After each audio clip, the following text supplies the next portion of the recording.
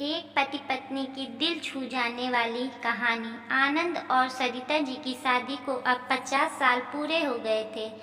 उन दोनों की उम्र भी 75 से ऊपर निकल चुकी थी। दोनों ने अपनी पूरी जिंदगी एक दूसरे के साथ काफी हंसी खुशी से बिताई थी। दोनों बिल्कुल दो जिस्म एक जान बनकर जिए थे। सुख दुख के साथ साथ उन्होंने अपने पर्सनल रहस्य भी एक दूसरे के साथ शेयर किए थे। हाँ, सरिता जी ने केवल एक रहस्य आनंदलाल को कभी नहीं बताया।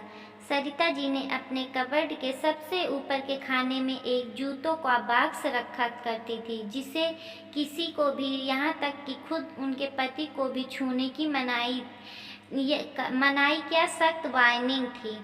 सरिता जी ने पति से कह रखा था कि समय आने पर वो उस बॉक्स का राज उन्हें जरूर बताएंगी।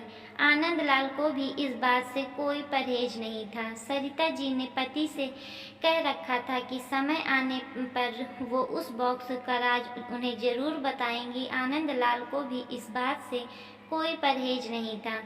हंसते खेलते कई दशक बीत गए, उम्र ढल गई, शरीर कमजोर हो गए और कई बीमारियां हावी हो गई।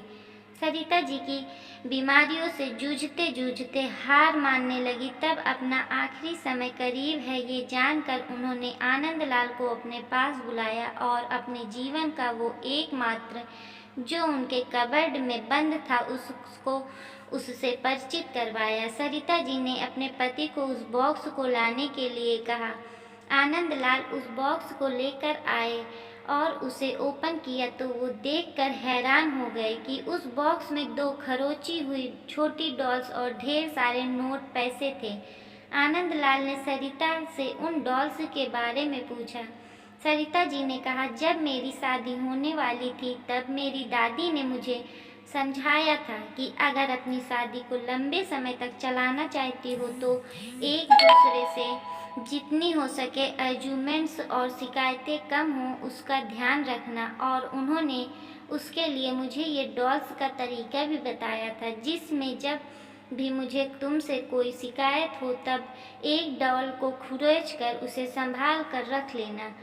सरिता जी की बात सुनकर आनंदलाल की आंखें भीग गई, क्योंकि पिछले 50 सालों में सरिता जी को उनसे सिर्फ 2 बार शिकायतें हुई। ये विचार ही उनके लिए काफ़ी सुखद था। बाद में उन्होंने उन ढेर सारी 100 की नोटों के बारे में पूछा जो गिनती करने पर 1 लाख से भी ज़्यादा की थी। सरिता ने कहा कि ये नोट मैंने तब इस बॉक्स में डाली जब मैंने आपके साथ कोई खुशी या संतोष के पल बिताए।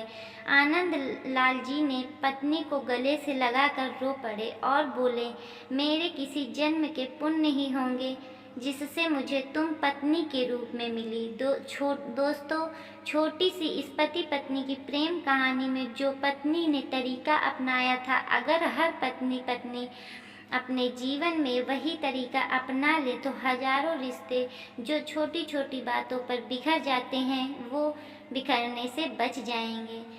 कहानी अगर आपको पसंद आई हो तो चैनल को सब्सक्राइब जरूर करें।